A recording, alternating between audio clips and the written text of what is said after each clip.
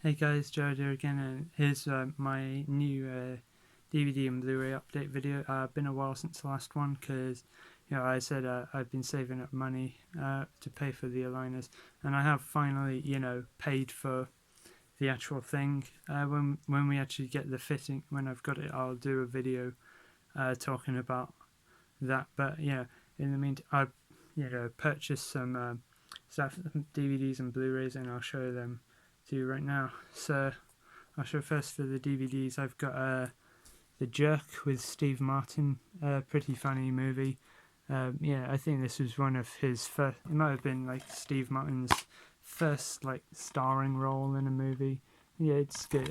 I like a lot of Steve Martin stuff, more like his early stuff or like his like original stuff. Not so much when like he does stuff like remakes, because I know he's done, of course, two of the Pink Panther movies that are a reboot, and they look pretty terrible. I mean, Peter Sellers is the only Inspector Clouseau to me, really. And I know he also did a movie called Sergeant Bilko, which is based on the Phil Silvers show, and I imagine that movie's pretty terrible as well. But this is good. I like a lot of his um, more original stuff and his earlier stuff. So The Jerk, a pretty funny movie. Next I'll show off. It's Dentist on the Job. Kind of a funny story of why I picked this up. So the reason why is because on the DVD of that I have of Monty Python and the Holy Grail, it's like a special edition DVD, and on that DVD, as a joke, when you press play, it starts playing the wrong movie, and it starts playing this. So it just plays the opening of this, and then you hear the projectionist going like, "Oh, wrong film," and he's changing it. I think it's Terry Jones is the voice of the projectionist. But that DVD release is pretty funny to have because of that in it. So I bought this, to see what the actual movie is like, and it's a movie that's kind of there, really. I found out it's actually a sequel to a movie called Dentist in the Chair, and I haven't seen the first one, so yeah. But this is the one that they used on that DVD of Monty Python and the Holy Grail. So yeah, I don't know if like the Monty Python members actually like this or if they're like ridiculing it. I suspect maybe they put it on as a joke. Like the reason they had it on there is a joke. Like the joke is that it's kind of a crap film, but I thought it was alright. I guess I don't remember too much about it, but it was alright. I guess with Bob Monkhouse, some of Kenneth Connor and Charlie Hawtrey in it, who are in Carry On movies, and Bob Monkhouse was in the first Carry On movie. So next I've got an Adam Sandler box set. Two of these movies I had already seen, and one of them I hadn't seen. So I'd seen Billy Madison and Happy Gilmore before, but I hadn't seen Bulletproof before. I already had Billy Madison on DVD by itself, but I thought this box set seemed cool. So here's the separate DVD I already had of Billy Madison, but so I already had this before, but this seemed like a cool set. I watched Bulletproof for the first time on this, and I thought it was kind of a fun movie, I guess, but I thought the other two, Billy Madison and Happy Gilmore, were generally much funnier movies than Bulletproof, but Bulletproof was kind of fun. The box set's rated 18, and it's for Bulletproof. I think Bulletproof is actually the only Adam Sandler movie ever to be rated 18. Not just in the box set, but the only movie he's ever been in that's rated 18, which is pretty interesting. I mean, in America it's rated R, and there are other movies that he's been in that are rated R in America, but his other R-rated movies are rated 15 over here, usually, but Bulletproof is rated 18, interestingly. Next, I'll show General Spanky, which is the only feature-length movie the original Little Rascals Our Gang made. So Yeah, this was alright. I'm a big fan of like the shorts. And, this isn't as good as like the shorts, but it was a kind of an alright movie. There is stuff in it that's not really politically correct by today's standards. I did do a review of it, so you can hear my thoughts on it in there. But yeah, I didn't mind it too much. So yeah, but the shorts, I think I'd recommend checking out over this. Yeah, the shorts are much better, but I thought that movie was alright. So yeah. Now we're getting into the Blu-rays, and I'll show you. This is a really silly movie. It's an American import. It's region free, so it works fine on my player. This is a really silly movie, but I love it so much. It used to be on Netflix in the UK. That's how I watched it before, but they took it off the UK Netflix, so I imported this Blu-ray. It's Good Burger, starring Keenan Kel.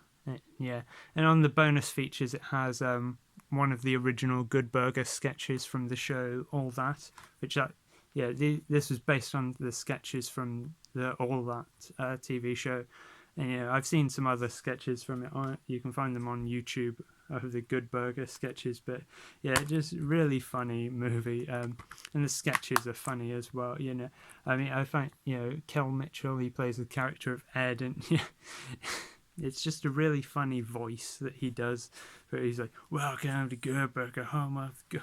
He does kind of a smoker voice, and it's just like his voice must hurt after doing that. But yeah, it's just even just the voice is really funny. But yeah, I find it funny because I just really love wordplay humor, and there's a lot of like great wordplay humor. I love how like the character of Ed just doesn't understand what the customers want. Like I love bits like can I get 2 good burgers? Oh, sorry, dude, I have to go get them. You see, customers aren't allowed to go out back. Just give me 2 good burgers. Look, I can't just give them to you. You have to pay for them. Stuff like that. And yeah, you can see there's Sinbad.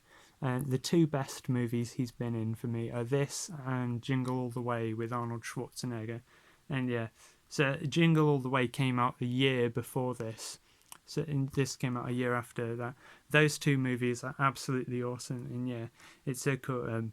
Sinbad was in both of those, and they were a year apart. So yeah, Good Burger, love this movie. So yeah. Next, I'll show a box set that I got, which is the Stanley Kubrick Visionary Filmmaker Collection. A really great looking set, and great films that he directed. I've seen most of these. I've not seen all of them yet, but out of the ones I've seen, they were all absolutely brilliant. So yeah, my favourite film he directed, I think, would probably have to be this one, 2001: A Space Odyssey. So yeah, that one's definitely my favourite. But out of the films of his I've seen, all of them were great. And I've seen some other films of his that aren't a part of this set, but they were great as well. But I haven't seen Barry Lyndon yet. I haven't seen Eyes Wide Shut yet, and I haven't seen Lolita yet, so I have to check those out. But yeah, this is a really cool set, and great director. So yeah. Right, and I've saved probably the most controversial one to last. So this is a Spanish input. Well, it's a Spanish one, but it's an unofficial release. It's unofficial. I got an unofficial release because basically Disney refuses to release it, and yeah, I get why, but I think they should really. It's Song of the South. It says there in Spanish. It's called Canción del Sur. So yeah. Now I have watched this now. The disc is still in. It does. Yeah, it's a Spanish import. It does play English on it. I get the offense of it and everything. It's kind of similar to this movie, where it's very outdated portrayal of slavery, and yet this is 10 years after this, because this came out in 1936. This was 1946, so it's interesting. 10 years later, they were still doing the same sort of portrayal of slavery, but like I think they should still release it because I was curious to see how like offensive it was, and I think anyone who's curious about it should have the right to check it out. And I mean, I think if you can look past the offensiveness of it, it is still kind of a fun movie. I would point out, like I'm in the UK, of course, even though it's an American movie and it's about American history, it's a bit more available in the UK than it is in the US, because in the US it's actually never been released on home media at all. However, it was actually released on VHS in the UK. So yeah, I mean, but it was still never released over here on DVD or Blu-ray or Disney Plus or whatever. So yeah, I guess if you're in the UK, if you want, you could try and seek out a VHS player. I mean, I still have VHS tapes, I still have VCR, I still watch them sometimes, but at the end of the day, I think discs are a much better way to watch movies than tapes. So that's why I imported this when I saw it. But yeah, glad to check out because I was curious about it. So yeah, so thanks for watching my update video. Tell me, have you seen any of that stuff? And yeah, let me know. And thanks for watching, and bye.